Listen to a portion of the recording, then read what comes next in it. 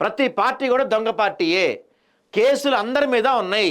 ఇప్పుడు దీనిపైన ఇందులో రేవంత్ రెడ్డి ఉన్నాడు, కాంగ్రెస్ వాళ్ళు ఉన్నారు, దీంట్లో టీడీపీ వాళ్ళు ఉన్నారు, బీఆర్ఎస్ వాళ్ళు అందరూ ఉన్నారు, దీంట్లో రేవంత్ రెడ్డి ఉన్నాడు. ఈ కేసు సాగుతానే ఉంది 11 సంవత్సరాల నుంచి. ఆ తర్వాత ఎమ్మెల్యేల కొనుగోళ్ళు, బీజేపీ వాళ్ళు వచ్చేసి మా ఎమ్మెల్యేలు కొనుగోలు చేసేస్తున్నారు అని చెప్పి ఆ మధ్య రోహిత్ రెడ్డి వీళ్ళంతా కలిసి ఒక పెద్ద స్టేట్మెంట్లు ఇచ్చారు. పెద్ద రచ్చే అయింది. అప్పుడు బిఎల్ సంతోష్ లాంటి వాళ్ళు డబ్బులు కట్టలు తీసుకొని వచ్చారు కొనటానికి అని చెప్పి పెద్ద రచ్చే అయింది. మరి ఆ కేసు ఎడిపోయింది. రాడిసన్ హోటల్ కావచ్చు, లేకపోతే ప్రిజం పబ్ కావచ్చు, పెద్ద పెద్ద సినిమా వాళ్ళు కావచ్చు, వీళ్ళందరూ డ్రగ్స్ తీసుకుంటున్న కేసు ఆ మధ్య హల్చల్ అయింది. ఆ కేసు ఎడిపోయింది.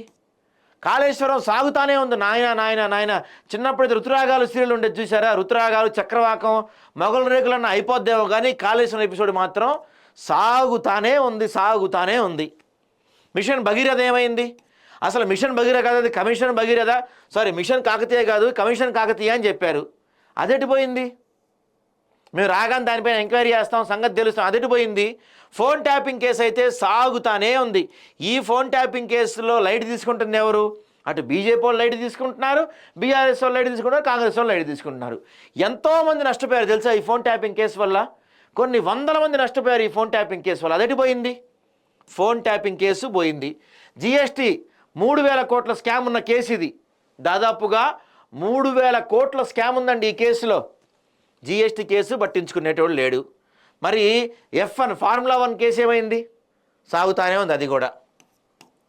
ఈ Janwada farm house Kavithamma liquor case ఏమైంది?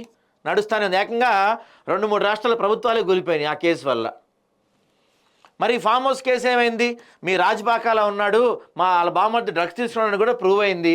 దాంట్లో చాలామంది ఉన్నారు, అది ఎటుపోయింది?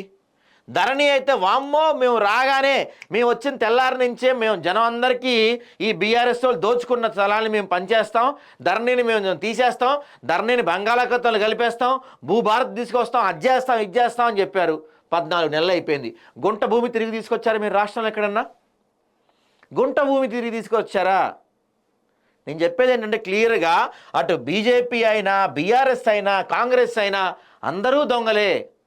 అందరూ సమానంగా ప్రజల దగ్గర దోచుకుంటారు.